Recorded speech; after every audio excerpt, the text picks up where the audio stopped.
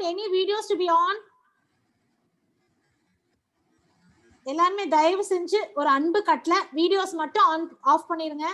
நானுமே ஆஃப் பண்ணிடுவேன். நான் இன்ட்ரோடக்ஷன் கொடுத்தேன்னா அப்புறம் நானே ஆஃப் பண்ணிடுவேன்.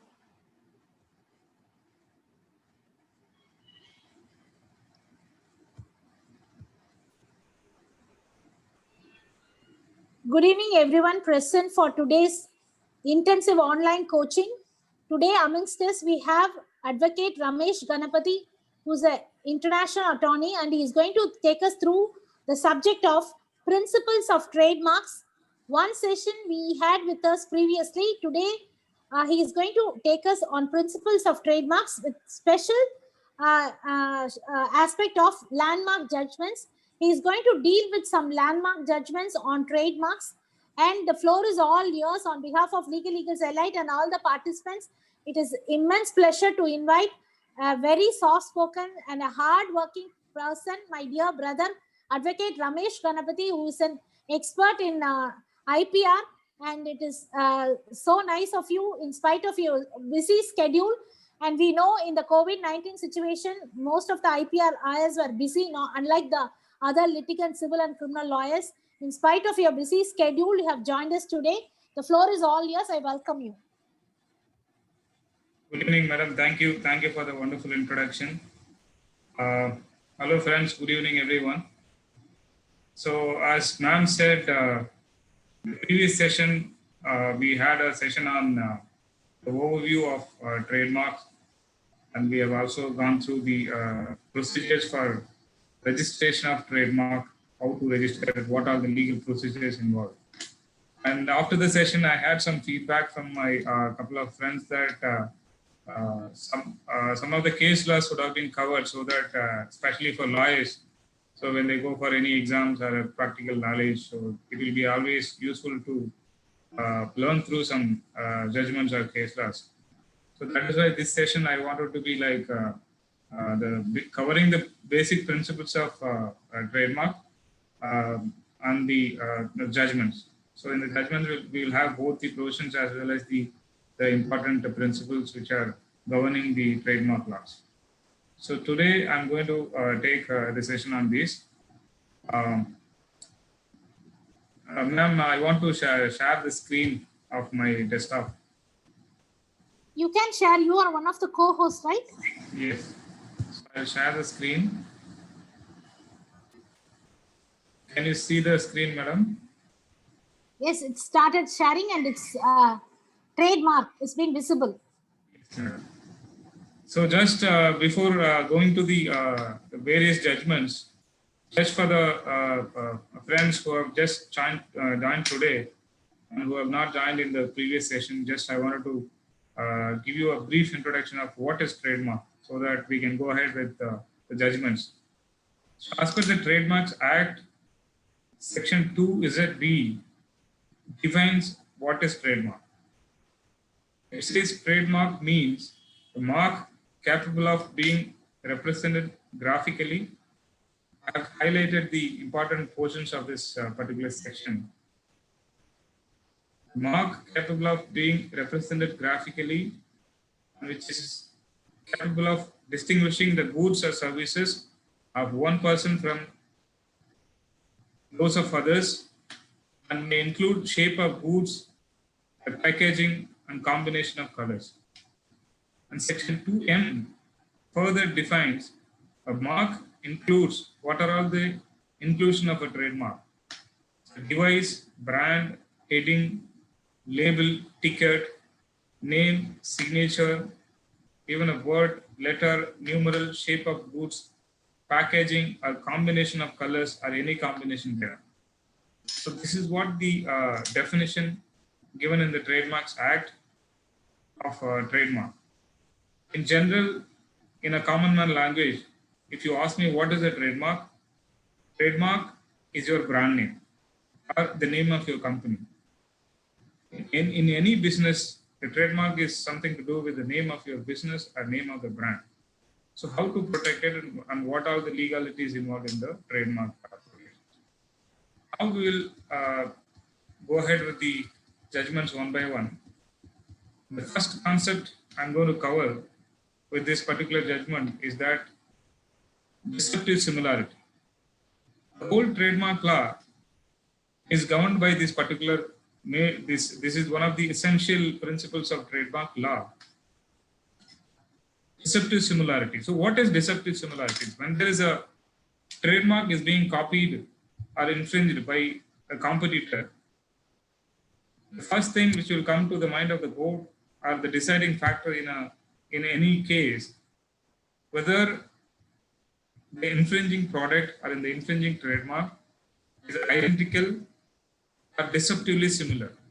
Identical means everyone knows that it is the same.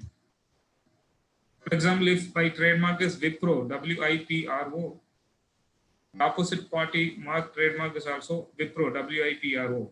That is called identical, it is one and the same. But what is similar? Similar means it is not the same, but with this slighter changes here and there, either in the logo or in the word or in the letter. That is what deceptive similarity. It is similar. How it is similar? It may deceive the consumers thinking that the second product is the original product of the first person. So that is why it is called as deceptive similarity. And that is the main reason which is stated in the definition clause, that it is a distinguishing factor, a distinguishing thing from one person from those of others. This is a very landmark judgment from the Supreme Court of India. Parle Products Private Limited versus JP and Co. in Mysore. Citation also you can note down: 1972 AAR 1359, 1972 SCR 3289. So facts of the case is that the plaintiff, we all know about the glucose biscuit, Parle biscuit. Plaintiff wrapper is used in connection with the sale of their biscuit known as Parle's glucose biscuit, printed on the wrapper. The wrapper is of buff color and depicts a farmyard, with the girl in the center carrying a pail of water and cows and hens around her on the background of farmyard, houses and trees. It is like a picture. The girl standing and the background of the picture is like she has cows and hens in the background. And this is what the wrapper or the packaging color of the particular biscuit bag. The plaintiff claims that they have been selling their biscuits on an extensive scale of many years, passed under the said trademark, which acquired great reputation and goodwill among the member of public. So these are the important words you can note down. It has acquired great reputation, goodwill among the members of the public.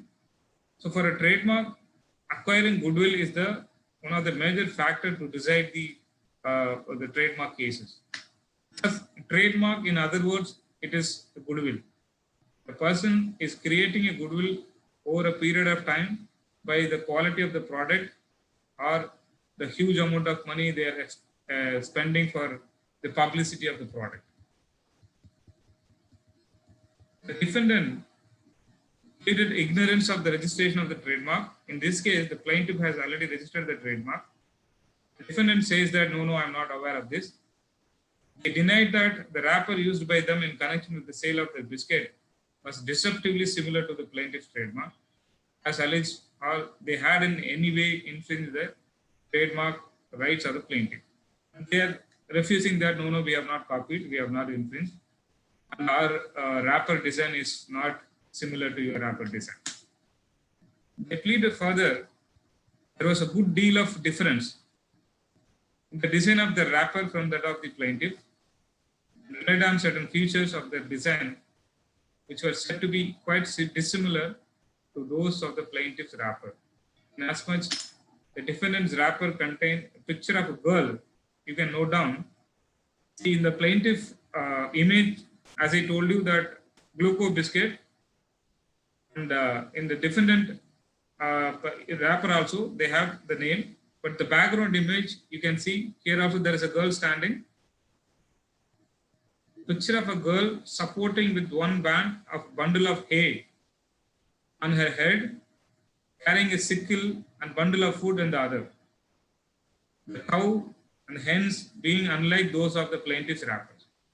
In this image also, in the background they have cow and the hens, but it is not exactly as shown in the plaintiff image. But this image is also having the cow and the background, whatever was similar to the plaintiff one. There was also said to be differences in the design of the buildings of the two wrappers, and the word printed on the two wrappers were distinct and separate. So the defendant claims that so these are the differences. The hens in our image, the hens in your images are completely different, and the cow is also looking different. Though there is a girl, the girl is carrying a hay on her head, and there is a sickle on her hand. So this girl and that girl is not similar. So all these were the arguments from the defendant side. But we will see what is the court's verdict. The trial court meticulously examined the features found on two wrappers. So the trial court compares two wrappers found in the both the products, biscuit in this case. Before, it took the view that there were greater points of dissimilarity than the similarity between the two. As such, it was unlikely that the defendant goods could be passed off. And as for the goods of the plaintiff, I think you would have remembered that in the previous session, I explained what is passing off. So in the trademark, there are two types of remedy available in the civil law. Remedy against infringement, that is for the registered trademark, but for an unregistered trademark, you have an action for passing up. For a registered trademark, you have both remedy, that infringement as well as the remedy of passing up. Passing my goods as that of others, that is what passing up. So here in this case, the defendant is trying to pass or trying to sell his biscuit as that of the plaintiff. That is what the main contention here. So the trial court says, when you compare these two logos, there are points of dissimilarities. So we have to see similarities and dissimilarities. And they are saying, the trial court saying that when you compare the number of similarity and dissimilarity, the similarity is in a big way. And the court says that there is no passing up.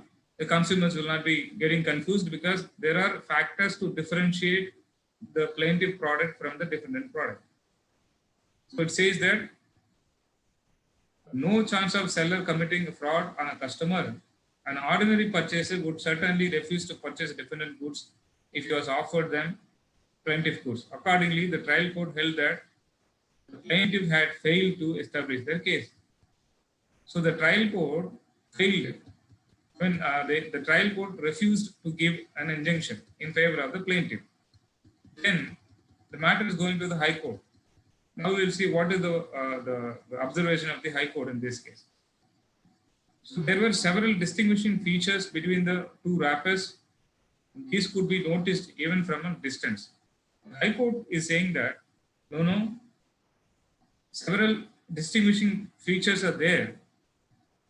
Similarity in two wrappers lay in the facts that both were partly yellow and partly white in color.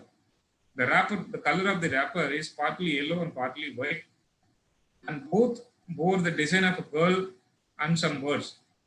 But there are similarity ends. The lady in the wrapper used by the plaintiff company has a pot on her hand. The lady in the wrapper used by the defendant has a hay. You can see in both the images there is a girl standing, and in the plaintiff image she has a pot. In the defendant image she has a hay. In fact, they are not identical in the feature. In the defendant wrapper, we have got a cow. In the plaintiff wrapper, we have two cows. You can see this is how the you can note minutely how the people who are trying to copy somebody's trademark or somebody's logo, they'll work meticulously and they'll work very closely that they'll try to differentiate the image just to defeat the purpose of the trademark itself. You can see When both the products are being discussed, they don't have any reason to adopt, first of all, the similar image. Though they say that, no, no, in this image, she is having a pot. In my image, the girl is having a hay. Why they have chosen girl? That is where the point arises. In a biscuit packet, they would have chosen somebody else, some other images, like a flower or the whole image of some fruit, whatever it may be. But the very reason adopting a similar design, a girl standing and having something on the hand and the background, he says in the plaintiff image there is a cow, and the different image there are two cows. Cows means in Tamil we say Kanukutti. ஒரு இமேஜ்ல மாடு நிக்குது, இன்னொரு இமேஜ்ல ரெண்டு கண்ணுக்குட்டி நிக்குது. So that is why they are very working very meticulously to just to differentiate. Now we will see what the court says.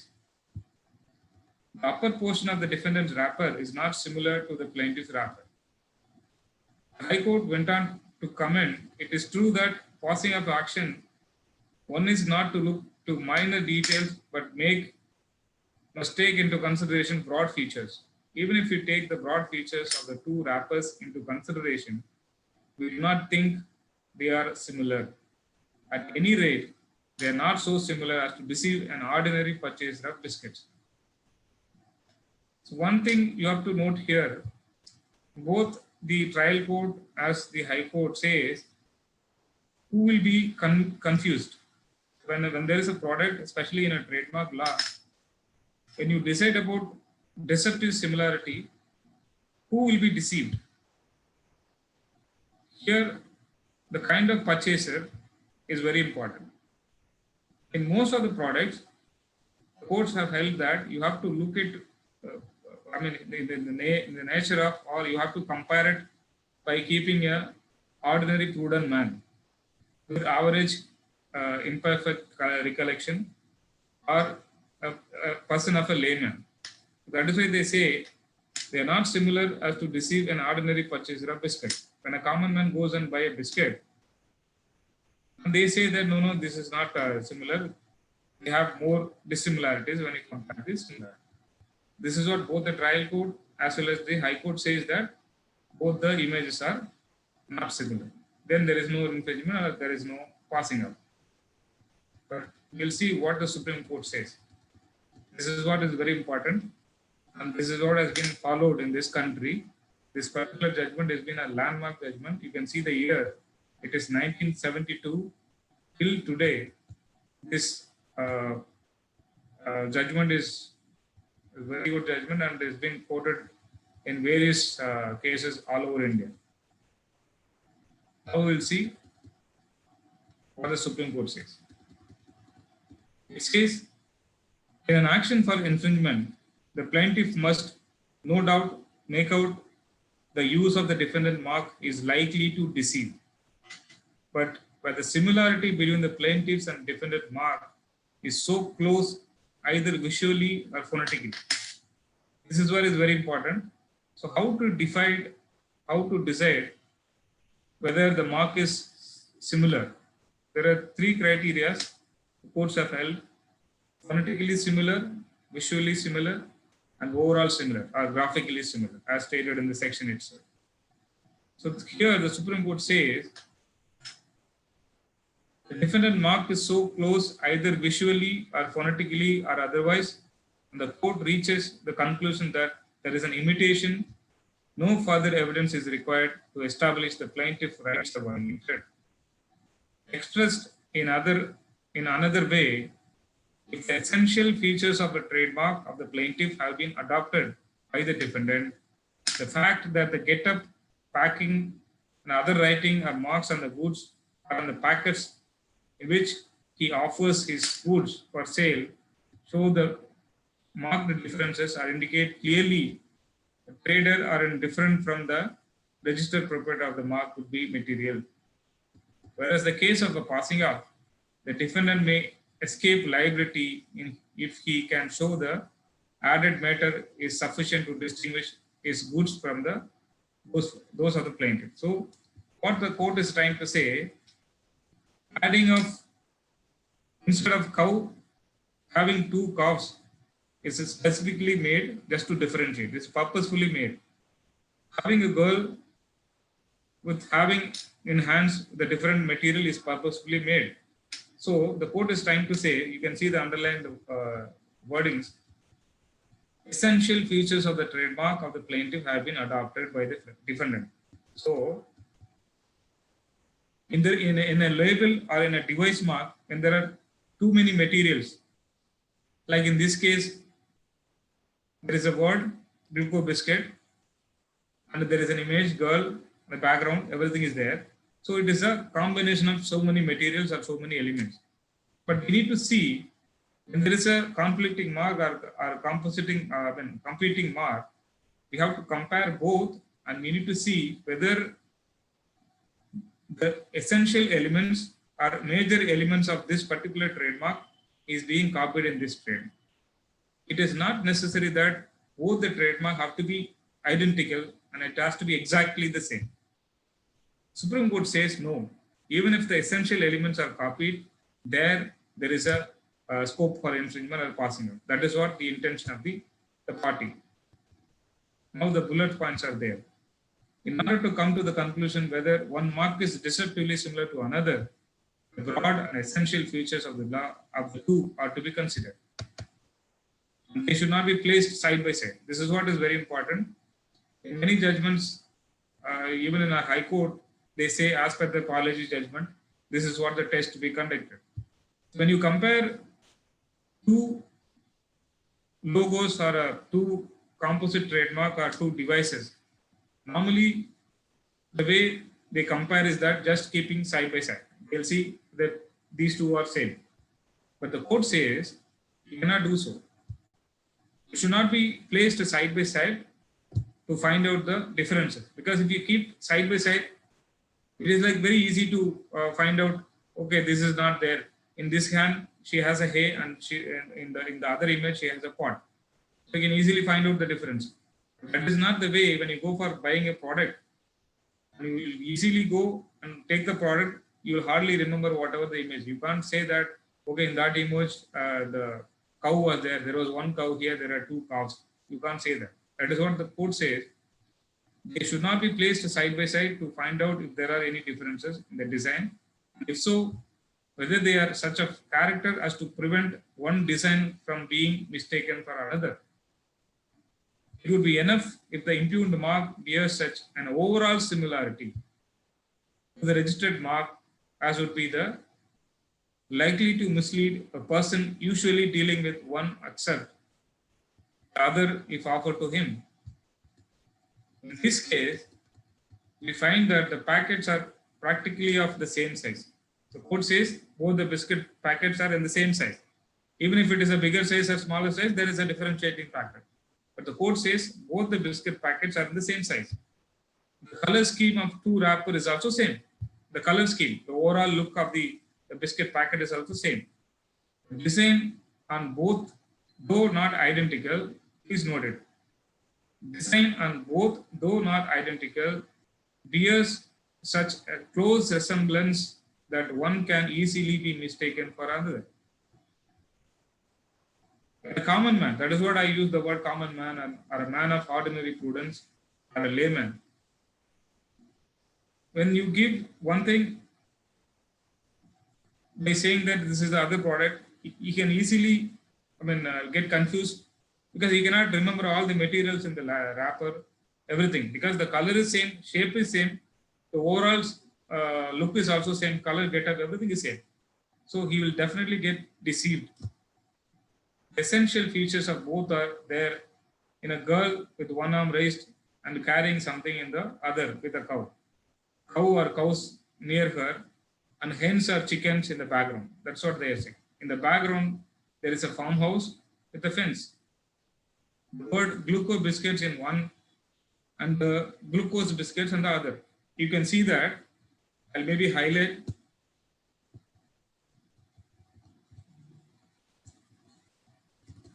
This is the plaintiff product and this is the defendant product. Even in the word, it is not that only that images are same. You can see even the word Gluco biscuits and glucose biscuits. Just they have added the S. That's it. So, on the other occupy prominent place at the top with a good deal of similarity between the two writings. So anyone in our opinion, the court says that anyone in our opinion who has a look at one of the packet today may easily mistake the other if shown on the another day as being the same article which he had seen before. So they are saying give one biscuit packet, the plaintiff biscuit packet to one person today. The defendant biscuit packet you give it on the other day, the next day. After seeing the defendant's biscuit packet the next day, if a common man gets confused that this looks similar to the previous day biscuit packet, there is a scope for infringement and passing on. That is what the Supreme Court says. So now here it's very clear. It says that it is not, you have to keep the both the products or the infringing images side by side. You show it today. If not tomorrow, take it off. After some time, show the different product.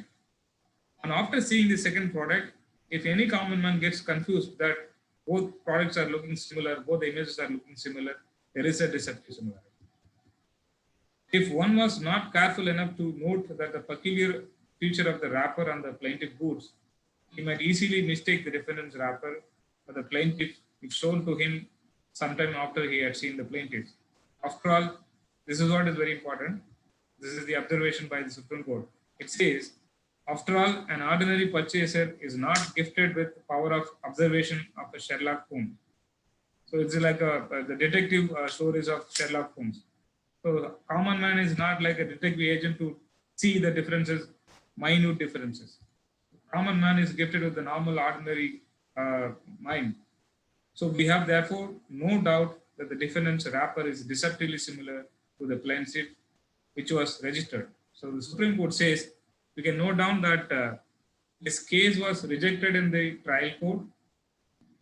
It was rejected in the High Court, but in the Supreme Court, this is what the finding, and it was a remarkable judgment. It is a landmark judgment.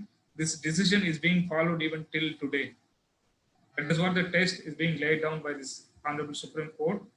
In any matter, in a matter of trademark infringement or a passing off, in any court, when they compare two infringing products or two images, one is of plaintiff, other is of defendant, the test have to be followed by the court is this test.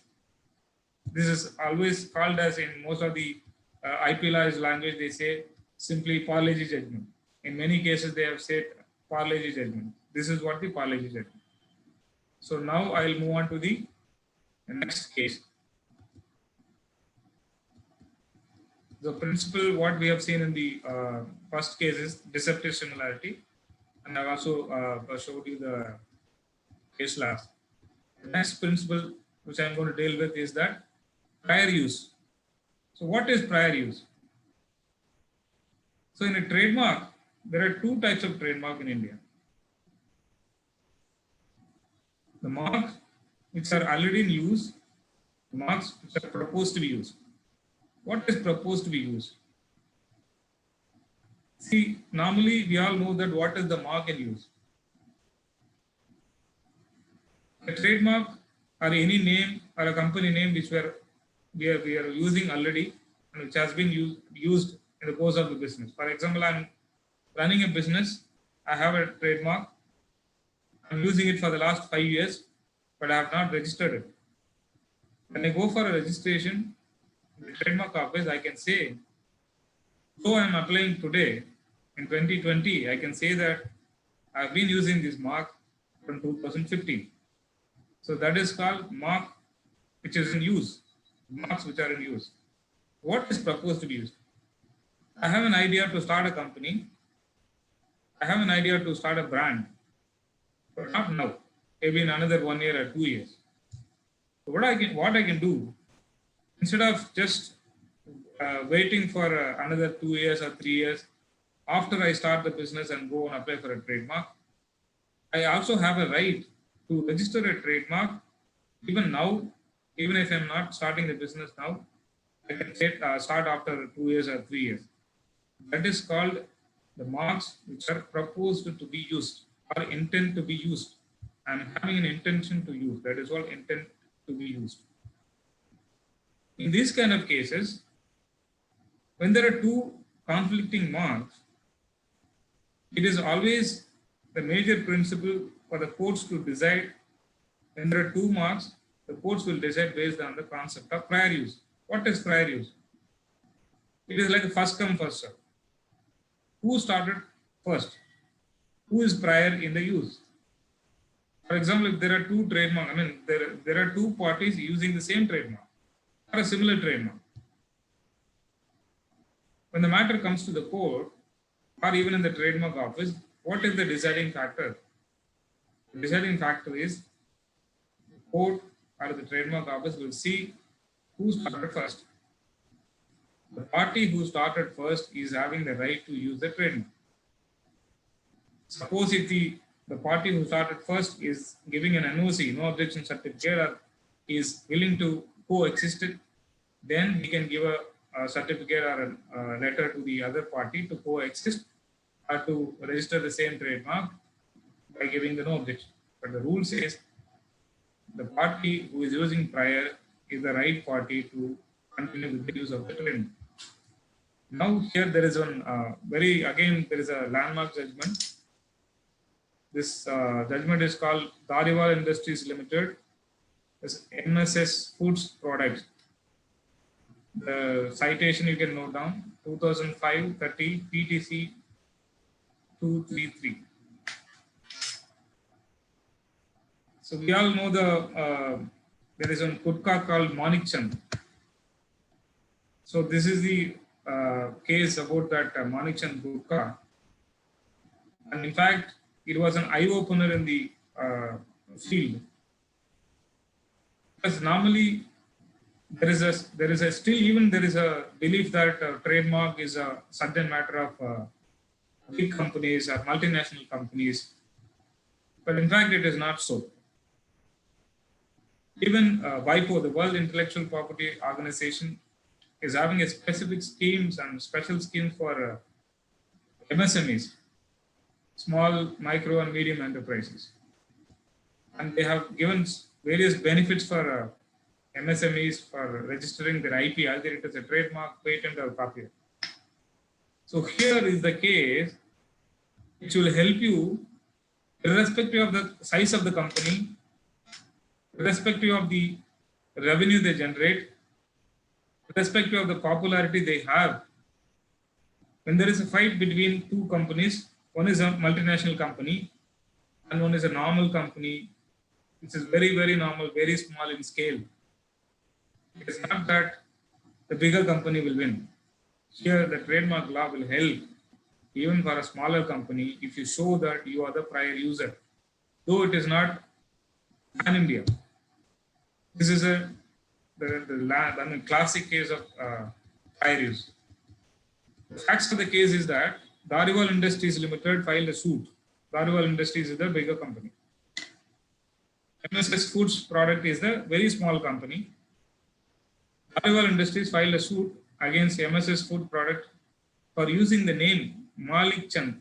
You can see it is not Manik Chand, it's Malik, M-A-L-I-K, Malik Chand, which is identical to the trade name of the plaintiff, Manik Chand. Wrongly and fraudulently, with an intention to ride on the goodwill of the plaintiff and to protect their right, plaintiffs have filed a suit in Bombay High Court. So the bigger company, Dhariwal Industries, they file a suit in Bombay High Court. And they think that we are a big company and we have a huge reputation, huge publicity. And they file a suit against a normal company, very small company. But what happened is very interesting. MSS Food Products sued in turn, like a counterblast. This company sued Dhariwal Industries and Rasiklal Manik Chand Dhariwal. These are the two parties in the case for Manik Chand. The Court of First Additional District Judge, Mandaleshwar, West Madhya Pradesh. It's a very small city in Madhya Pradesh, and they file a suit in the district court. for declaration that the defendant do not have any right to use the mark Manik Chand to sell masala, kutka, supari mix or any other goods which is deceptively similar to the mark Malik Chand. Like they filed a suit, he also is filing, this small company is filing a suit against the bigger company saying that they cannot use the word Manik Chand because it is similar to our trademark, Malik Chand. And for perpetual injunction restraining the defendant from dealing in or selling the above articles under the name of Manik Chand. And they also ask for the rendition of accounts. In case of the plaintiff says that the smaller company, Prabhudayal Chobe, son of Ram Prasad alias Manik Chand, started the business of supari, that to Ayurvedic pan masala, Ayurvedic medicines in the brand name Malik Chand in the year of 1959 and 60. So in a remote place, they started this business in 1959 and 60. And thereafter, one after another, they do the business till 92 they come. After 30, 40 years only, the bigger company finds him. That too, they don't even have a knowledge. The small company is doing a business in a small circle, but for a longer period. Somehow they got to know this and they file a suit in Bombay High Court. And here they file a suit in the district court. There are two suits here. Now we will see what happened in this case. It is further the case of the plaintiff that the defendants have started selling gutka, pan masala, supari, sarda in the name of Manik Chand, phonetically similar to the plaintiff Malik Chand, and thereby passing off their goods as that of plaintiff goods. And there is another allegation that the plaintiff alleged that defendants have been selling the inferior quality goods, resulting in huge losses to it. The small company is not only saying that they have copied our trademark, they are also saying that the quality of the pan or kukka, zarda is inferior quality. The defendant take the defense and they file a written statement as usual. They disputed the plaintiff claim or prior use and averred that the name of Prabhudayal father was Ram Prasad, not Malik Chand. They are saying that no, your name itself is not Malik Chand. They denied that any business was run by Prabhudayal Chobe in the name of Malik Chand. On the other hand, the defendants claimed way back in 1966, an application for registration of trademark Malik Chand was submitted. In 66 itself, they are saying that the defendant, we have also filed an application for registering our trademark Manik Chand. Because they are saying defendant number 2 father was Manik Chand. And they have been doing their business of supari, kukka, tobacco in the name of Manik Chand. But you can see the year is 1966. But there, though it is a small company, they say 59 and 60. So there is a gap of 6 years. The beauty is that, so many friends, when they ask for a trademark doubt, they always say that, can we go for a legal action when the mark is not registered? Like I said in the previous case last. What will happen when both the marks are not registered, but both the parties are using the trademark? Whether one party can challenge the other party, can I file a suit? So all these questions will come up. But this is the example for this case. Here they say neither party had a registered trademark. Neither the plaintiff nor the defendant has a registered trademark. But the respective mark claimed by them. But they have filed an application. Both of them have filed an application. The applications are pending. As on today, at the time of the suit, nobody had a registered trademark. Now we will see what the trial court says. The trial court says the plaintiff has prima facie established prior user. This is what the concept of prior user. I have already mentioned about the comparing of 2 years. One is 59-60, the other one is 66, though if it is admitted. In fact, they are saying they have started only 90 years, 1990, something like that. Even if they are claiming that they have filed an application in 1966, When you compare 1959 and 66, 1959 and 60 is the prior. So the prior user is already been established by the plaintiff or the Malik Chand.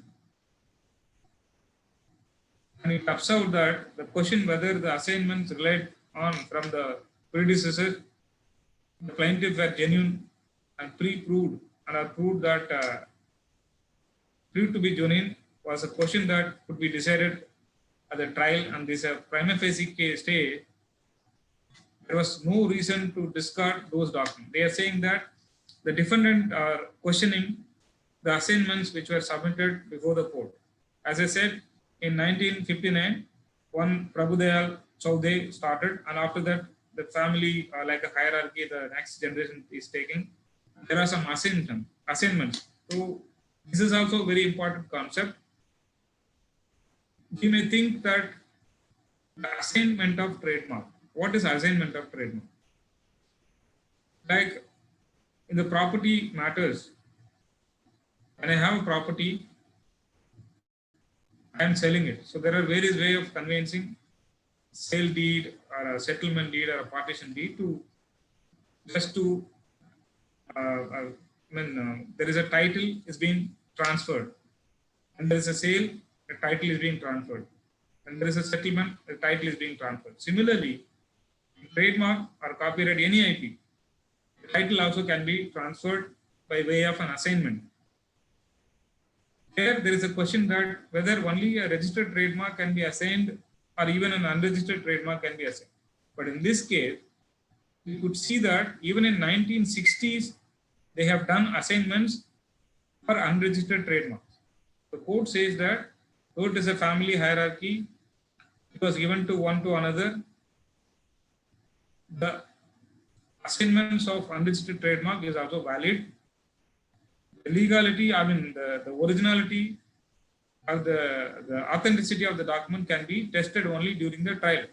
But prima facie, it seems that there are assignments, so we cannot negate the fact that there are assignments, and they have been using the mark from 1959 or 60.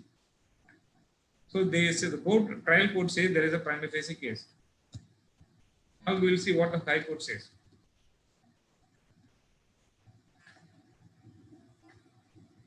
The appellate court observed that the trial court at this stage was not wrong in coming prima facie to the conclusion that the prior user of the mark was by the predecessors of the plaintiff and the plaintiff. Predecessors in the sense their forefathers are the ancestors. When the suit was filed, it is not the original party because it started from 1960. So it's like a fourth generation or fifth generation.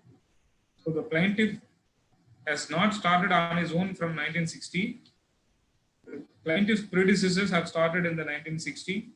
It is coming like that till today. Regarding the argument based on the delay and laches of acquiescence, the appellate court took the view that the present action was triggered off by filing the suit by the defendant in the High Court of Bombay. They are taking the defense called acquiescence.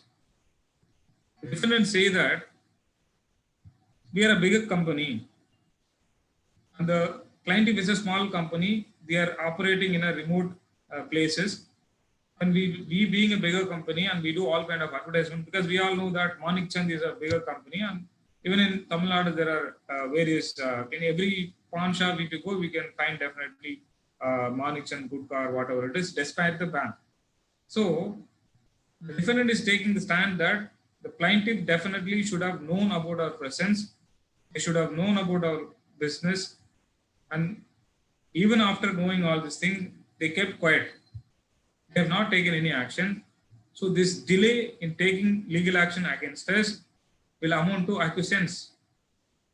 It shows that they know our presence and they are okay with that. So because of this, they cannot take any action. That is what the contention of the defendants.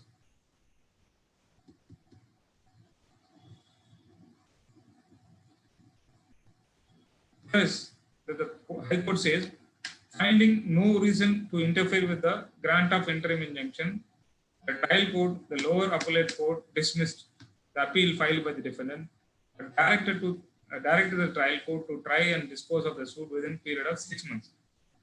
So even the High Court says that no, this delay cannot be accepted, and we see that they are the prior user. That is what is very important in this case. As I said in the beginning, that it is not about bigger company or small company. You do advertisement all over India, nothing. Even if it is a small company, even if they sell it in a smaller scale, who started first is the main thing. So High Court is also accepting the view. Now again, the bigger company is going to Supreme Court. Supreme Court is giving a various guidelines for this, and it says that Section 27 of the Trademarks Act provides that nothing in the Act shall be deemed to be affect the rights of action against any person for passing up goods or services as the goods of another person or as services by another person or the remedies in respect thereof. Therefore, the fact that neither party has registered a trademark as on the date of the suit cannot stand in the way of entertaining the claim of plaintiff by granting the plaintiff an injunction in case of plaintiff is in a position to show prima facie that it was a prior user of the mark. Had a prima facie case, the balance of convenience was in favor of the grant of interim injunction. And this is also an important point. Section 39 of the Act, an unregistered trademark may be assigned. So they raised this question also. The defendant raised that when the mark is not registered, how can they do assignment? The Supreme Court says, as per Section 39, even an unregistered trademark can be assigned or transmitted with or without goodwill of the business concerned. It is therefore possible for a plaintiff or a defendant to show that an unregistered trademark that was being used by another person earlier had been assigned to it, and that it can take on the prior user of its predecessor. When you claim prior user, it's not that I have to personally use it. The Supreme Court says that you can, like how we have the property chain, the grandfather to father and father to son, like that. The trademark also is like it's a property. That is why it is called as intellectual property. It is not that if I am continuously using, I have to personally continuously use. I can take the chain of my forefathers, grandfather to father, father to me.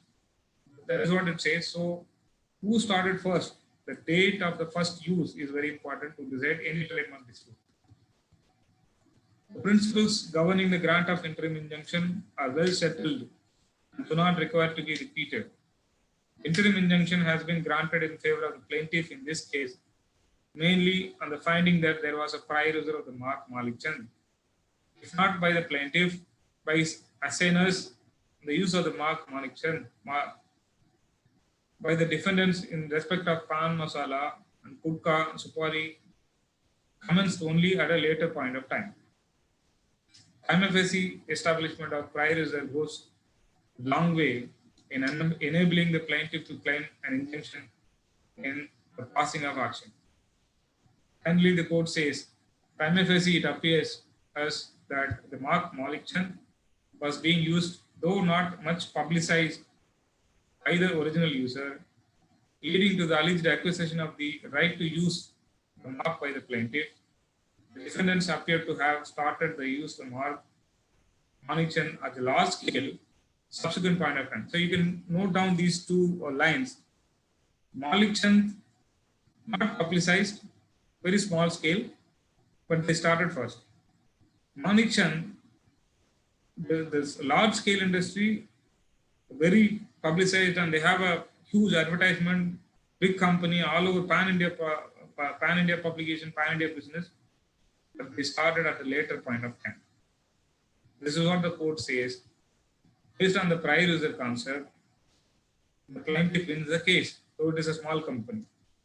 So IP is a kind of, as I told you in the beginning, that IP is not a matter, a subject matter for only bigger companies or only multinational companies.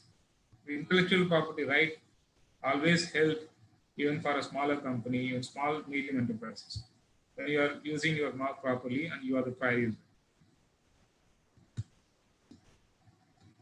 Now we will move on to the third principles.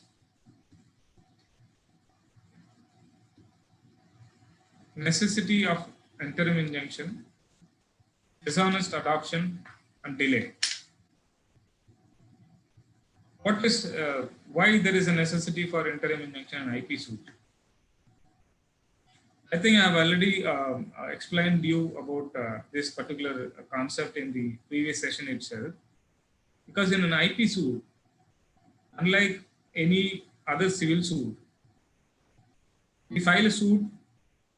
Along with the suit, we also file an application under Order 39, Rule 1 and 2 for an interim injunction that is always there in any suit. IP suits are always the similar one, but IP suits are not exemption to that. But the number of days involved and the duration involved to get an interim injunction is very crucial here. Because in a normal suit, you file a suit, you file an application for interim injunction, and sometimes most of the courts, especially district courts, even in various other high courts, except Delhi High Court or Madras High Court or Calcutta, Bombay, even the various high courts, they always say that let the defendant file the counter affidavit and let the matter be heard both the sides, then they grant interim injunction. In IP, when the commercial value is more, for example, if I have a trademark of a particular product, especially in this pandemic time, assume that the other day I was explaining about Dettol case. So I'm the manufacturer and seller for Dettol. I manufacture and sell soap, hand wash, or whatever it is. In the recent time, we also sell sanitizer or hand wash. When the commercial value is very huge, it goes in crores or lakhs. The opposite party, when they try to misuse or adopt a similar trademark to confuse the consumers and make the money out of it within a short span of time. So we cannot wait for 1 month or 2 months or 3 months, whatever it may be, for getting the interim injunction. Because by the time they would have already done a great damage to the reputation of the product as well as to the commercial value of the product. So there is a necessity of an interim injunction very immediately. That is why in IP suits, we have a 3-4 high courts in India. They do wonderful job. Like even our Madras High Court is one of the remarkable high court in India. The very first day when you file a suit and you file an application for interim injunction, when you establish that there is a prima facie case in favor of the plaintiff without even serving the notice to the defendant, or there is not even necessity that you would have sent a pre-suit note before filing a suit, because there is in other civil suit the court asks for a pre-suit note before filing a suit. The court will say, have you sent any notice to the defendant? Have they replied? So all these questions they will be raising. In the IP suits, it is not even necessary to send a pre-suit note. You can straight away file a suit and you can ask for an interim injunction by filing an application under Order 39, Rule 1 and 2. If the court finds there is a prima facie case, the very first day, they will grant ex parte ad interim injunction. That is the beauty of the IP cases. Now, I'll explain why that there is a necessity for interim injunction. And also, what is dishonest adoption? Like in the previous case, why the Parle-G case, why the other party has adopted a similar image, which is having the overall similarity of the first product. Also, the concept of delay. In the previous case, the defendant took a defense that why they did not file a suit immediately, why there was a delay. So all these points are covered in this judgment. How it has been covered, we will see. Midas Hygiene Industries Private Limited. This is Sudhir Bhatia. This is also again from the Supreme Court. citation 2004-3 SCC 90. The facts of the case is that appellants filed a suit for passing off infringement of copyright. The defendant admittedly worked with the plaintiff prior to launching its business. This is very important because most of the IP suits are between the rival companies or between the rival, they might be even family members. Here in this case, the defendant was working in the plaintiff company and he quit the company and he starts the business, but he copies the plaintiff's trademark. That is what happens in most of the cases. Now we will see what the court says, how it is being handled. The plaintiff prior and prominent user of the phrase, the trademark is called Lakshman Rekha, as part of the description of crazy lines as shown by the document. Advertisements at least of 1991 produced by the plaintiff, showing prominent use of phrase of Lakshman Rekha. The trademark in dispute is called Lakshman Rekha. The defendant non-denial of plaintiff's assertion in the notice dated 28/2/1992. The defendant is also admitting that Lakshman Rekha was used. The plaintiff assertion of the ownership of copyright in the packaging containing the words Lakshman Rekha. When the court asked for a reason, that is why I told you in the previous cases also. The very moment you have an identical or similar logo or image, the first question the court will ask, why did you choose this particular name? Because you worked with the company, you know the name of the company, you know the brand name of the company, you quit the company, you could have selected any other name. But why did you select a similar name? This is what dishonest adoption. Adoption in the sense, I adopt a particular mark. I wanted to start a business. I adopt a mark called Wipro or Infosys, whatever it is. First adopt, and I use. When there is an adoption, the adoption should be a honest one. If it is not a honest one, if you copy somebody else or if you have some other mark in your mind and just to copy that mark, you create some name, that is called dishonest adoption. The defendant has not chosen to give any explanation why he adopted Magic Lakshman Rekha. In this case, he just added the word magic as prefix to Lakshman Rekha. Plaintiff's mark is Lakshman Rekha and the defendant mark is Magic Lakshman Rekha. That's it.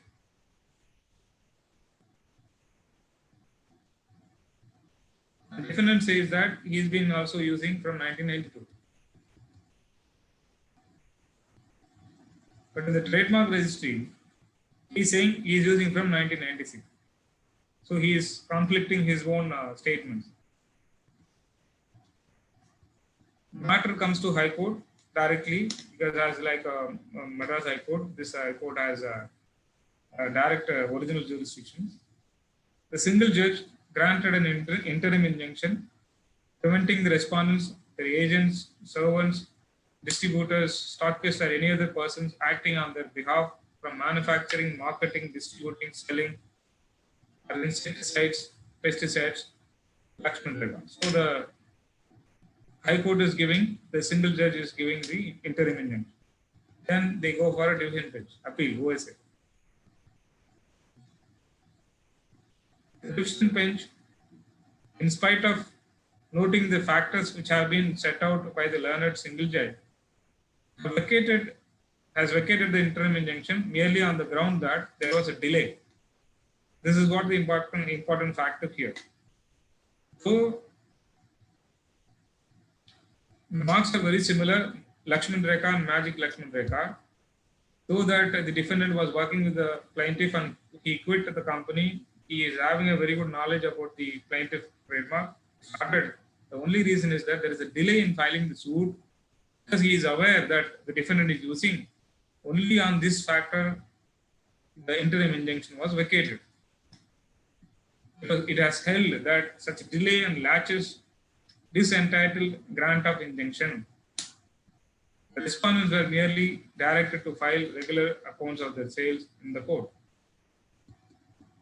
Then the plaintiff goes to Supreme Court. The Supreme Court says the law on the subject is well settled.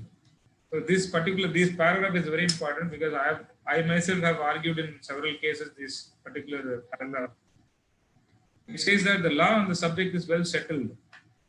In cases of infringement of either a trademark or of copyright, normally an injunction must follow. You can note down the word. The Supreme Court used the word must follow, not may or can. It says must. Because IP suits are of such nature that if there is no such interim injunction, the very purpose of interim injunction will be defeated. That is why it says, in cases of infringement of either trademark or copyright, normally an injunction must follow. Mere delay in bringing action is not sufficient to defeat the grant of injunction in such cases. The grant of injunction also becomes necessary if it prima facie appears that the adoption of the mark was itself dishonest. This is what is very important. There are two things. In fact, there are three things in this particular paragraph.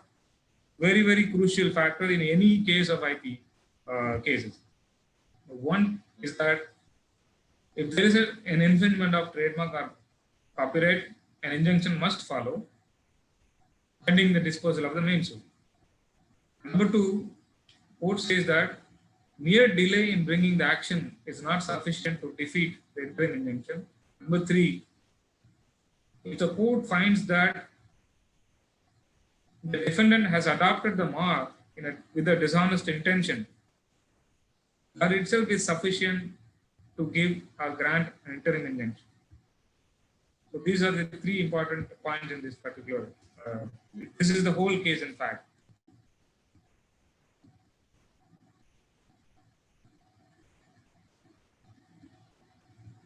The court was asking the explanation for the from the defendant that it has recorded no explanation could be given as to why that the cotton had to be changed to look almost identical to that of the appellant at a subsequent stage. This is what is very important. In the initial stage, you can see it is an admitted position that the respondents used to work with appellants.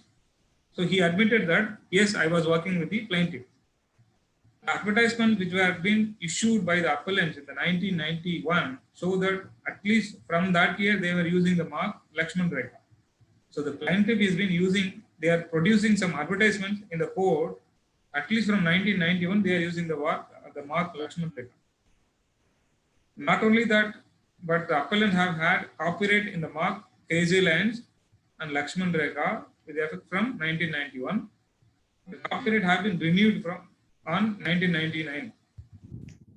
A glance at the cotton box used by both the parties show that in 1992, when the respondent first started, the defendant guy, after quitting the company, he started his company.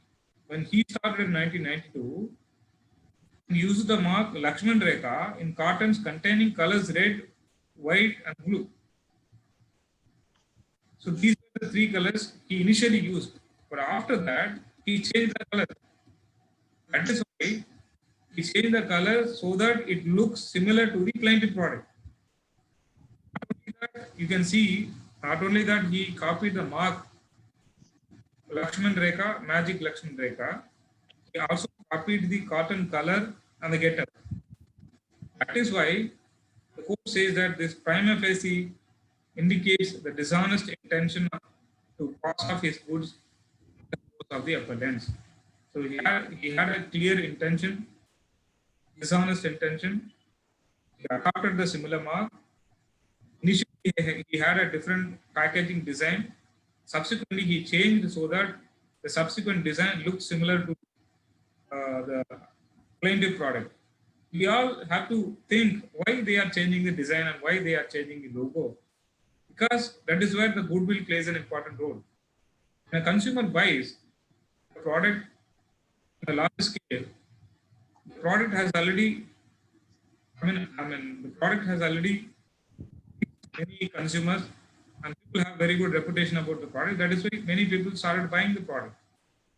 So by using that goodwill, it's not very easy to create the goodwill because they got it extensive use, spend a lot of money for advertisements, and they spend a lot of money for marketing or distribution. End of the day, they are getting this goodwill. So with that goodwill, the defendant who is a new party who has just entered the market, they'll try to exploit all this goodwill created by over a period of time and by spending huge money. So there, the court says that no, you can't do so. That is what the dishonest intention and dishonest adoption for deciding the mark. So in this case, as I told you, there are three elements covered. One is that necessity for filing, necessity for granting an interim injunction, dishonest adoption and delay. The next case law will cover is someone putting some mark. I could see that in my screen, madam. Friends, please don't put any mark. Kindly remove it. Someone is drawing on the screen. கை தெரியாம பட்டா கூட அப்படி ஆயிருதுங்க sir. Friends, யார் வந்து நீங்க mark போட்டீங்களோ தயவு செஞ்சு இதை எடுத்துருங்கப்பா. Please don't disturb the faculty. Last time faculty அப்படிதான் அவர் க்ளோஸ் பண்ணி திருப்பியும் ரீஓபன் பண்ணி வந்து மார்க் எடுத்தார் sir. Okay, anyway, okay. I'll proceed with the next concept. The next concept is anti-dissection rule and rule of dominant trademark. Very interesting subject. What is anti-dissection rule and rule of dominant trademark? As I said in the previous example of Parle-G biscuit, we all could see that there were two images. Again, in this case, how the court deals with when they compare two images and what are the rules applicable, what are the principles or what are the doctrines applied when you compare these two trademarks. Especially when the trademarks are composite trademarks. What is composite trademark? In the previous hearings, previous sessions, I covered different types of trademark: word mark, logo mark, device mark, or composite. If it is just a word mark, only the word will be there. Logo, they have some logo.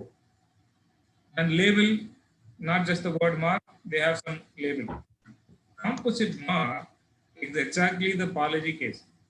They have a mark name called Parle-G Gluco biscuit, and they have an image, the girl standing, and she's having something on her both the hands, in the background of the nature and the cow, and the hens, everything is the nature. So there are so many elements covered in a particular trademark or a wrapper that is called composite trademark. So the courts have held in various judgments that when you compare these two trademarks, so what are the elements to be compared? Like I said in the previous thing, the courts always held that you cannot dissect or separate one element and compare with the other image, because the hen in this image is similar to that hen. The cow in this image is similar to that cow. The girl in this image is similar to that cow. If it is only that particular element is compared and said it is similar, no, that is not correct. That is called anti-dissection rule. Dissect means separate. Anti-dissection means it's a rule against anti-dissection. You cannot separate and compare and say that no, these two trademarks are same. And most of the elements are not similar. That is what the rule of anti-dissection rule. And for that, there was some exception in this particular case. I'll move on to the case. The citation is South India Beverages. This is General Mills Marketing. Citation 2015-61 PTC 231 Delhi. Delhi High Court Division Bench. In this case, we all know that there is an ice cream called Häagen-Dazs. Plaintiff company claims to be manufacturing desserts such as ice creams and frozen yogurts under the trademark Haagen-Dazs, which according to it is an arbitrary word having no dictionary meaning. In trademark law, when the trademark is not having any dictionary meaning, it's very powerful and strong term. So this Haagen-Dazs, like a Docomo or a Hamam, these are all the trademarks they coined that word. Before that, there is no such dictionary word in English. So this Haagen-Dazs is a kind word which does not have any dictionary meaning. Haagen-Dazs has been made available in India only since 2007.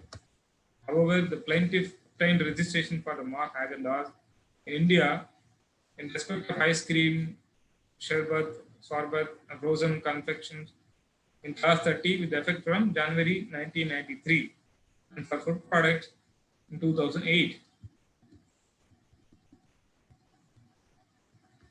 Then the defendant, on the other hand, has been manufacturing the ice cream and frozen desserts under the name Didas. You can see the comparison. I have given the image. This is Haagen-Dazs. This is Didas.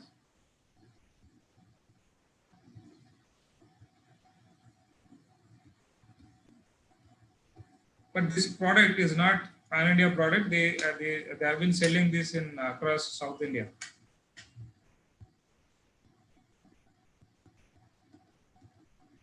The defendant says that plaintiff enjoys protection for its mark Haagen-Dazs as an indivisible whole and not for the individual elements constituting the same.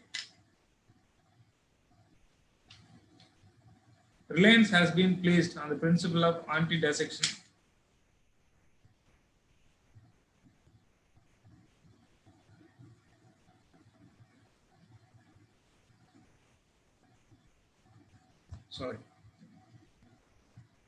Reliance has been placed on the principle of anti-dissection consistently applied by the courts since time immemorial while dealing with cases of trademark infringement.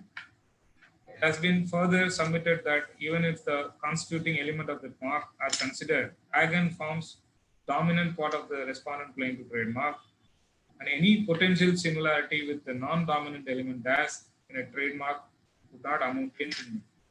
The defendant claims that when you compare these two trademarks, you can see the Hagen word is missing in the defendant trademark. So that's very clear. So their contention is that according to the rule, as I explained, it's anti-dissection rule. So you cannot just dissect this dash and compare my D dash and say that these two are similar.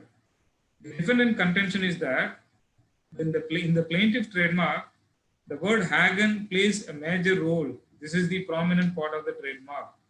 I have not touched the prominent part of the trademark. Maybe my trademark is similar to the insignificant portion of the plaintiff trademark. They are saying this dash in the plaintiff trademark is not significant. The prominent portion of the trademark is Hagen. So I have not touched that. So you cannot say that there is an infringement or passing up. This is what was argued by the defendant. In contrast, the plaintiff says that dash cannot be construed as a non-dominant element of the trademark, must be accorded sufficient prominence to warrant protection. In this regard, it has been highlighted that application for registration of the mark dash separately has also been filed in 2012. They are saying that don't separate my trademark from Hagen and Dazs. They are saying Hagen-Dazs is one mark. You don't say that Hagen is a prominent one and Dazs is a non-prominent one. If you feel so, even the exception for anti-dissection rule is that when the composite mark as a logo is registered, when you compare the other product or the mark to decide the similarity, as explained in the various judgment, it has to be compared on the whole. You cannot dissect and compare. This is what the anti-dissection rule. But if you want a specific protection for a particular element in that particular logo, you can also have an option that you can go for a registration for the particular element of the trademark. For example, in the previous case that the Parle-G wrapper, if you want a particular protection for that cow or particular protection for that hen, you can take that hen image or cow image and file a separate trademark, claiming exclusive right for that cow's image alone in the manner it was depicted and the manner it was artificially created. That is the rule. So here they say one thing, they are saying that first of all, don't dissect my mark. My mark is one. Hag and das is one thing. Don't dissect hag and separately and das separately. Number one. Number two, even if you say that das is a separate word and I need a separate protection, I have already filed a trademark application for protection. It shows that I'm claiming das is also a prominent part of my trademark. That is what the contention raised by the plaintiff. Now we will see what is the anti-dissection rule. Conflicting composite marks are to be compared by looking them as a whole, rather than breaking the marks up into the components part of comparison. This is the anti-dissection rule. The rationale for the rule is that the commercial impression of the composite trademark on an ordinary prospective buyer is created by the mark as a whole, not by the component parts. So it says that when a common man goes and asks for it, they'll say, give me that, give me this. They cannot minutely say that in that image there will be the hen will be there will be only one cow. There are two cows here. The hen will be standing this side. In this case, the chicken is standing that side. No, they cannot compare like that. Thus, conflicting marks must be compared in their entireties. Marks should not be dissected or split up into its component part, and each part of them compared with corresponding parts of the conflicting mark to determine the likelihood of confusion. Again, the base for anti-dissection rule is a common sense observation of a customer behavior. The typical shopper does not retain all the individual details of the composite mark in his or her mind, but retains only an overall general impression created by the companies as a whole. So the overall impression only will be having, the normal common man or a purchaser will have in his mind that he will have an overall impression. He cannot go into the every details of the particular logo or a composite trade. That is what the reason behind this particular rule.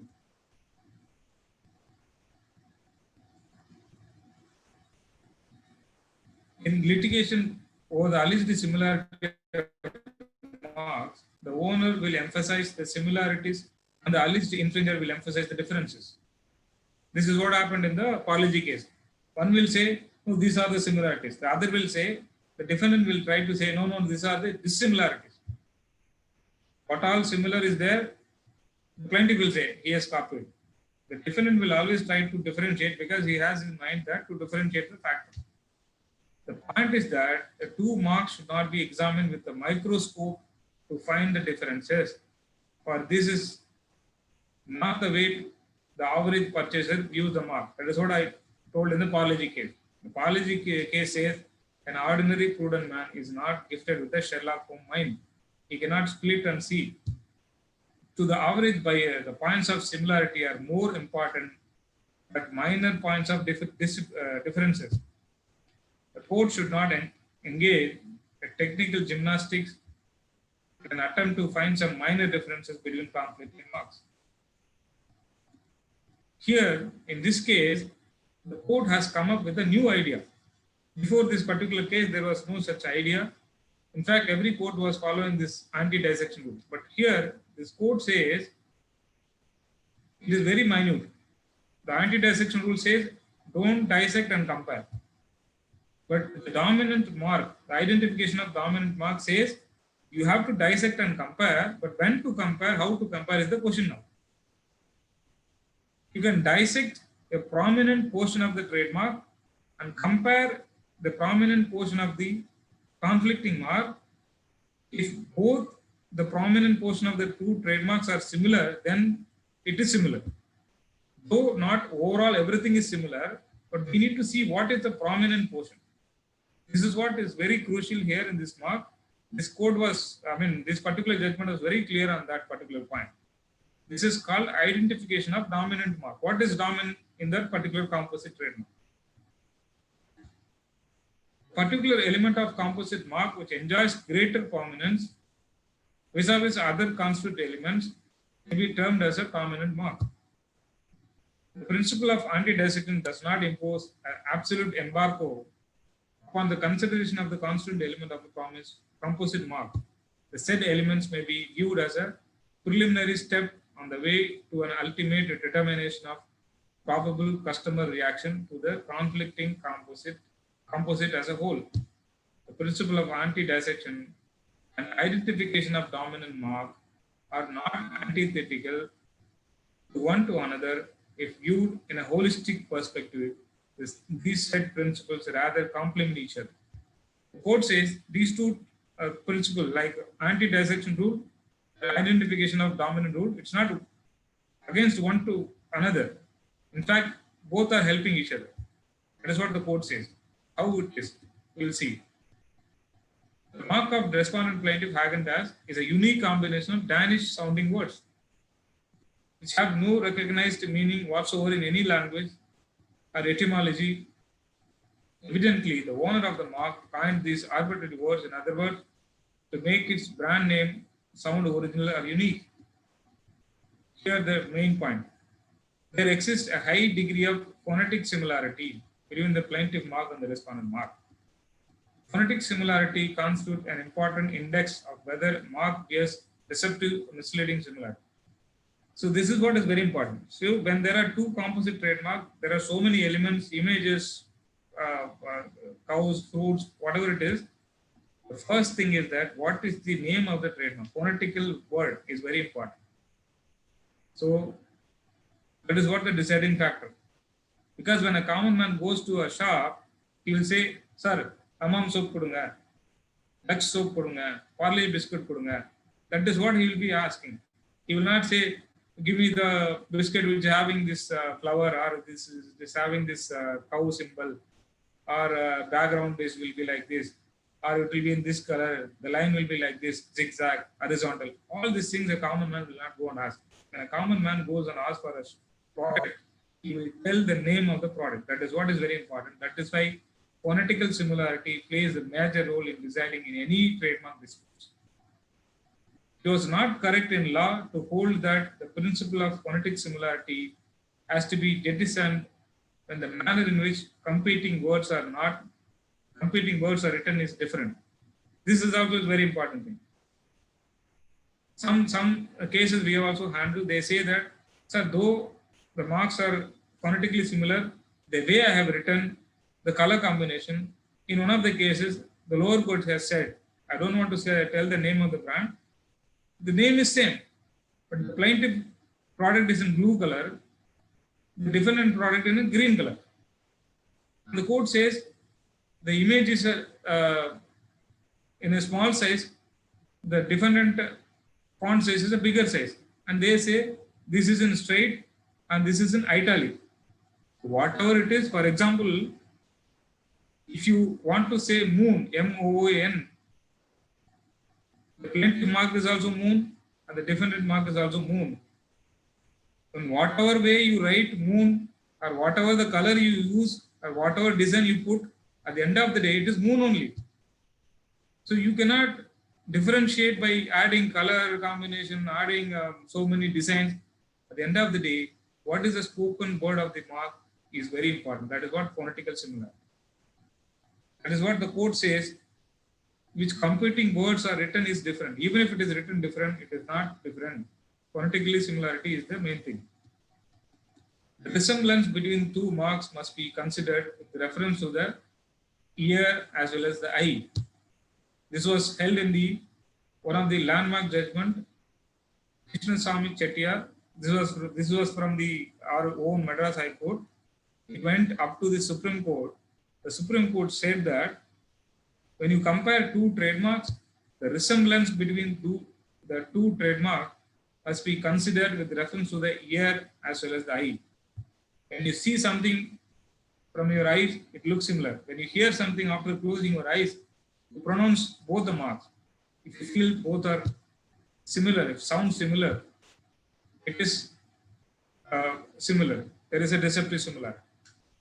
It would be pertinent to note that the product in question, frozen dessert or ice cream, is of such nature that it is consumed by people of all age groups. That is what the quote says. See, ice cream anyone can go and buy. Children or aged people or mid-age, everyone will buy and eat ice cream. So experience suggests that ice cream is cherished by people belonging to all age groups, especially children.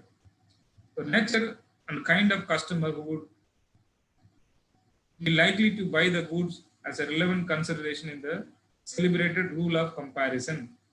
It cannot be realistically expected that a children who constitute a substantial chunk of consumer would be in a position to distinguish between the two products.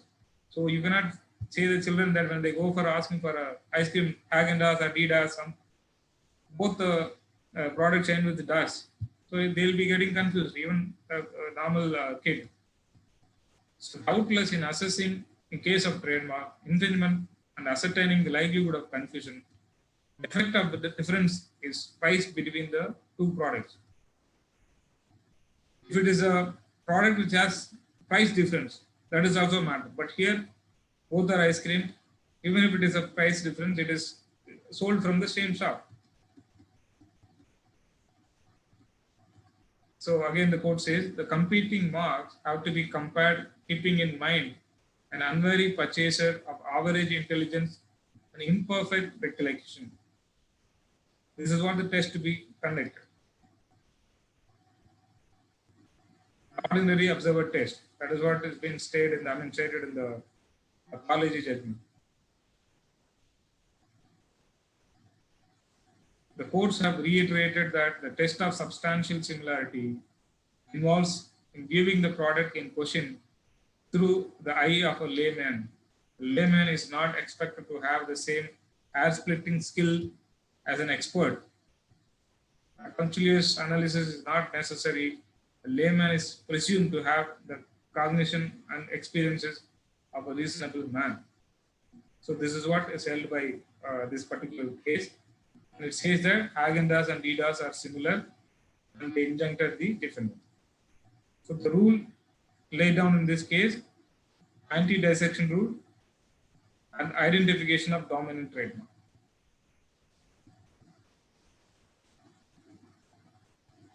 I think we have a very short time. I'll quickly run through the other case. Honest concurrent use, doctrine of delay and acquiescence.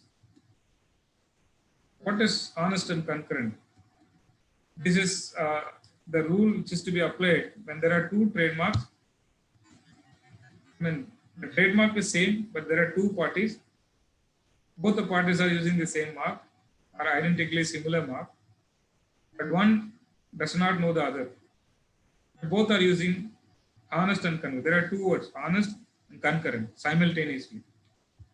In these cases, both courts as well as the trademark registrar of trademark allow both the mark to coexist, provided they prove that they are honest and concurrent. Section 12 of the trademark card speaks about the honest and concurrent use. Says that, I'll quickly read through. In the case of honest and concurrent use, or other special circumstances, which in the opinion of the registrar make it proper so to do, he may permit the registration by more than one proprietor. This is what very important. Because in trademark, the trademark can be registered only one proprietor. If there are more than one, there should be a special rule under this. He may permit the registration by more than one proprietor of the trademark, which are identical or similar. The mark is already registered or not. In respect of the same or similar goods or services, subject to such condition and limitation, if any, as the registrar may think fit to impose. And section 33 talks about acquiescence. What is acquiescence? Where the proprietor of an earlier trademark has acquiesced for a continuous period of 5 years in the use of a registered trademark, Being aware of the use, he shall no longer be entitled on the basis of that earlier trademark to apply for a declaration that the registration of the later trademark is invalid, to oppose the use of the later trademark in relation to the goods or services in relation to which has been so used unless the registration of the later trademark was not applied in good faith. So you could have seen that in the previous case, they took a defense that the filing of the suit in Dariwal case, the suit was filed in a delayed manner, even after he is knowing he is aware of the product and he is having the knowledge that the defendant has been using the trademark, he filed the suit and he delayed the filing of the suit. In those cases, there is a concept of acquiescence. Trademark law says, as per section 33, if you prove that the earlier party, the person who is using the mark from the beginning or prior user, he has allowed the other party to use the trademark for a continuous period of 5 years. After 5 years, he cannot oppose either in trademark office or he can file a suit. If he allows the other party to use the trademark with his knowledge, after 5 years he cannot object or oppose. That is what the rule. That is what the rule is called acquiescence. So now we will see the case laws. Power control appliances with Sumit Machines Limited. 1994 SCC 448.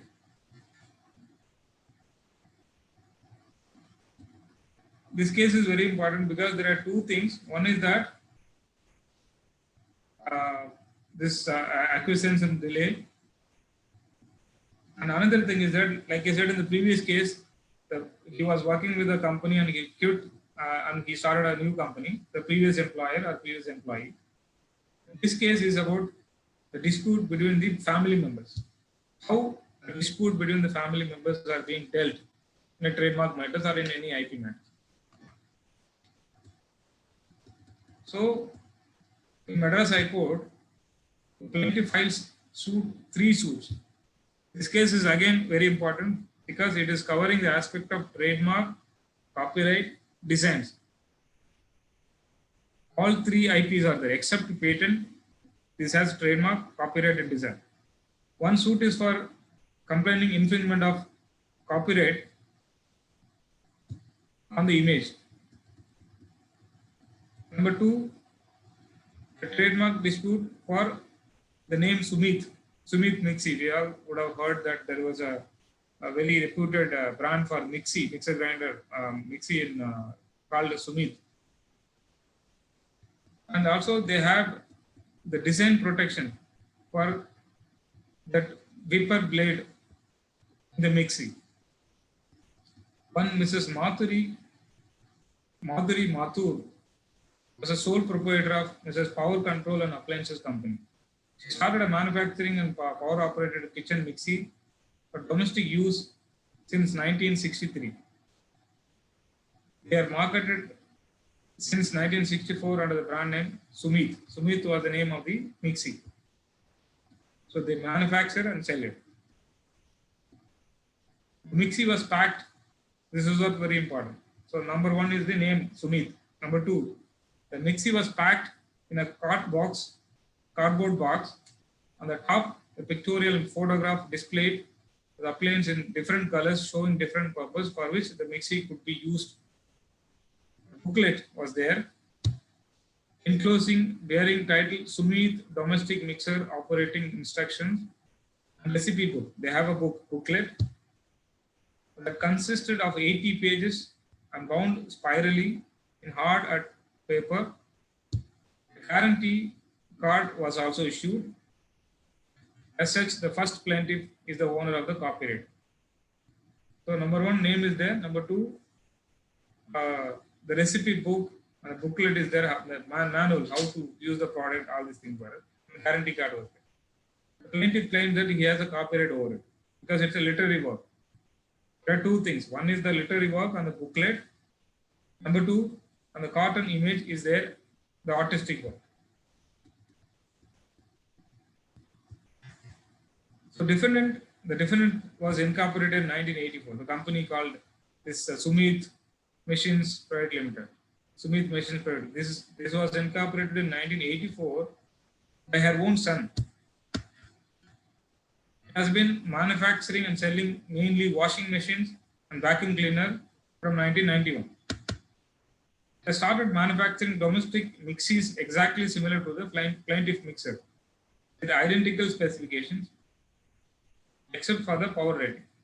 The package and pictorial display are identical. Even the booklet, which was kept inside the packet, the product, is page-wise reproduction. Page-wise, this is very notable. Even the booklet kept in the defendant product is page-wise reproduction, including an error with respect to design. This is what is very important. Like what we say years on copy. So when they copied, even they copied the design number which was there in the plaintiff product. The design number is of plaintiff product. As per the Designs Act, when you register a design, that product should bear the number of the registered design. So that also they copied. The design number of not belonging to the plaintiff. The contents of guarantee card also identical. The first defendant is affixing in each of the appliances the registered trademark Sumit belonging to the second plaintiff in the same artistic manner in which it is registered. Now the issue comes. On these allegations, it was argued that the first defendant has committed infringement of exclusive copyright of the first plaintiff, the artistic material and trade literature displayed on the cardboard box. As I said, the cardboard box, there is some artistic work. The operating instructions and the recipe book and the booklet, manual, everything has a literary work. All these things are copied by the defendant. That is what the argument. With regard to the four components of the mixer, Mathuri Mathur had obtained registration of the design. But blade and other thing, they got a design registration as well. The first defendant, Ajay Prakash, is the eldest son of Mrs. Madhuri Mathur. On his return from US, he returned from US. The family business, mainly kitchen appliances of mixer machines, under the trade name Sumit, had picked up by the innovative ideas and dynamic marketing strategies evolved by him. Since he returned from US, he is giving many ideas to develop the business. That is why they give this guy a company. You start a company, you can do marketing work, whatever the idea you do.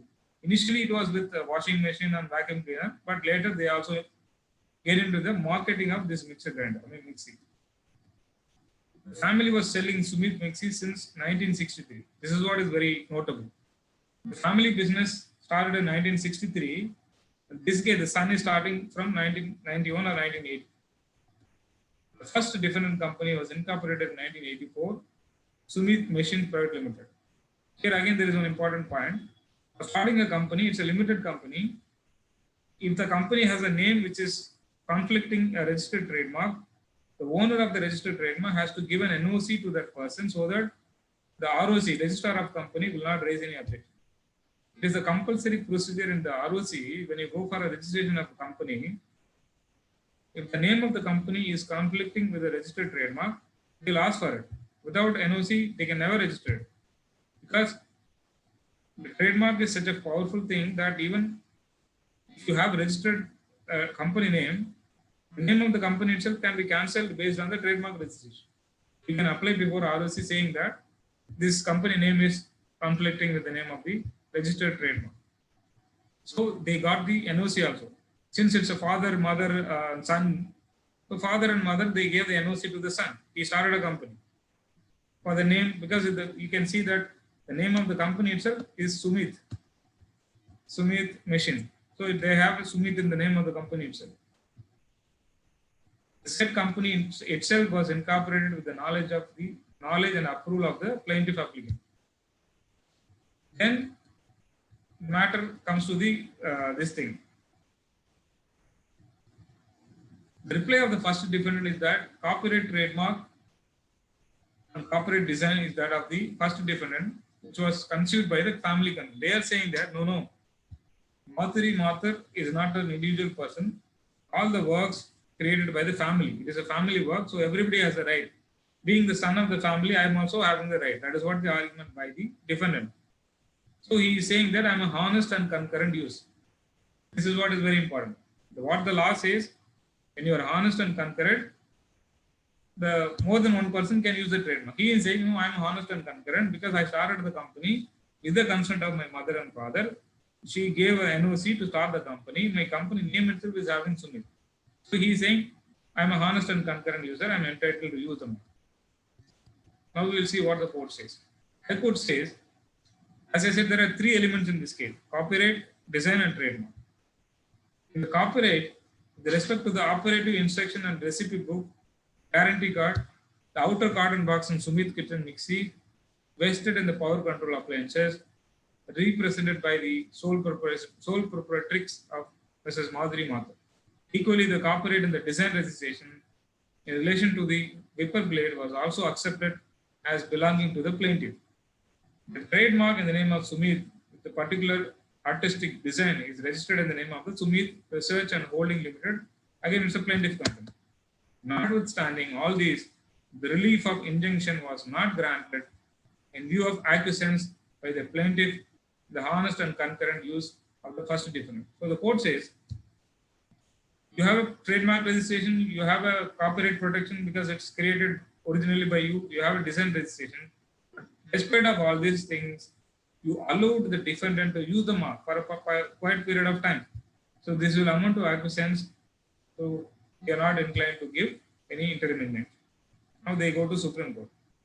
Supreme Court, you can see it's a big fight between the learned counsel P. Chidambaram and Soli Swaraj. The Supreme Court says acquiescence is sitting by when another is invading the rights and spending money on it. It says you simply sit and watch when somebody is spending money on a particular product. You know the knowledge, you have the knowledge, you know that they are using the brand. It is a course of conduct inconsistent with the claim of exclusive right in a trademark. It implies positive acts, not merely silence or inaction, such as involved in latches. It is important to distinguish mere negligence and acquiescence. Therefore, acquiescence is one facet of delay. If the plaintiff stood by knowingly and let the defendant build up an important trade until it had become necessary to crush it, then the plaintiffs would be stopped by their acquiescence. If acquiescence in the infringement amount to consent, it will be complete defense. The acquiescence must be such as to lead to the inference of license sufficient to create a new right in the defendant. Usually, these are very important wordings you can just note down and see when you have a view of the judgments in the holy. Usually, the prayer for grant of interlocutory injunction is at the stage when the existence of a legal right asserted by the plaintiff and its alleged violation are both contested and uncertain and remain uncertain till they are established at the trial on evidence. The court at this stage, on certain well-settled principles of administration of this form of interlocutory remedy, which is both temporary and discretionary. The object of interlocutory injunction is stated is to protect plaintiff against injury for violation of his rights for which he could not be adequately compensated in damages recoverable in the action if the uncertainty were resolved in his favor at the trial. Finally says,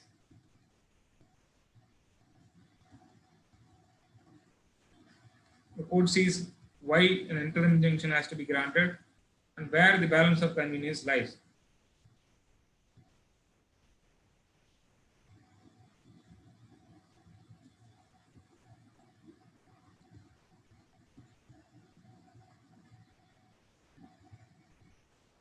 It says that the complaint of infringement of trademark is not against Ajay Mathur, but against Sumit Machines Private Limited. This is very important. Why they say it's not against Ajay Mathur? Because Ajay Mathur is the own son. You can see this is a family dispute, but despite of that, the company is a separate entity. Though the company started by Ajay Mathur is a separate entity, it's a private limited company.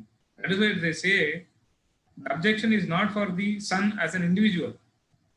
Mathuri Mathur is objecting the company to use it because initially in 1984 they just used the company for marketing purpose. But subsequently, there is a difference between manufacturing and marketing. Manufacturing means creating or manufacturing. Marketing just selling, they are not manufacturing. But the different company was just initially marketing. So the plaintiff company took a defense that he is my son, we allowed him, but not to manufacture. He was my distributor, he was just a seller. By knowing that he was selling the Sumit Mixi for the quiet period of time, it doesn't mean that I allowed him for use the trademark. The moment he started using my trademark as a manufacturer, there I stopped. So that will not amount to acquiescence. So I was having the knowledge, he was selling the product as a distributor, as a marketing guy, not as a manufacturer. So there is a difference between manufacturer and marketing. That is what the plaintiff took a defense. And the court says, yes, the complaint of infringement of trademark is not against Ajay Mathur, but against Sumit Machines Private Limited. It is a settled principle of law relating to trademark that there can be only one source, one mark. If there is a trademark, the source can be only one. There cannot be two different sources or three different sources. Either it is a family-owned business or created by somebody. They cannot say the family also can do it, and the son also in a separate entity they can do it. No, that is what the court says. One mark, one source, and one proprietor. It cannot have two origins. Where therefore the first defendant respondent has proclaimed himself as a rival to the plaintiff as a joint owner. It is impermissible in law. Even then, the joint proprietors must use the trademark jointly for the benefit of all. Even if the section 24 protects joint proprietors, but even in the joint proprietors, the court says, the last case, they have to use the trademark jointly. One of the proprietors cannot use it separately for their individual benefit. So that is what this court says. It cannot be used in rivalry, in a competition with each other. If you are a joint proprietor, you use it jointly. But in this case, even though it is her own son, he created another company, because the company is a separate legal entity, so he is competing. That is what not allowed. The plea of honest and concurrent user is a very crucial point. As stated in the section 12 of Trademarks Act, is not available for a valid defense in copyright infringement. Honest and concurrent use is only for a trademark. But in this case, they also have a registered copyright. Copyright, there is no such defense for honest and concurrent use. This is what argued by Mr. P. Chidambaram. And again, the court says, we reiterate that when the material on record is available, at present, denial of injunction, once the infringement of trademark, copyright, and design is established, cannot be supported. So they granted an interim injunction. So the rules established in this case are these three elements. Number one,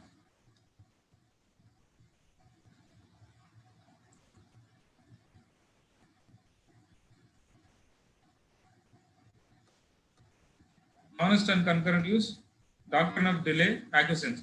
This court says honest and concurrent use can be applied only in trademark law, not for copyright. Doctrine of delay, though it is a delay, in this case it was her own son, she allowed it for marketing, not to manufacture. The moment he comes into manufacture, he is a competitor.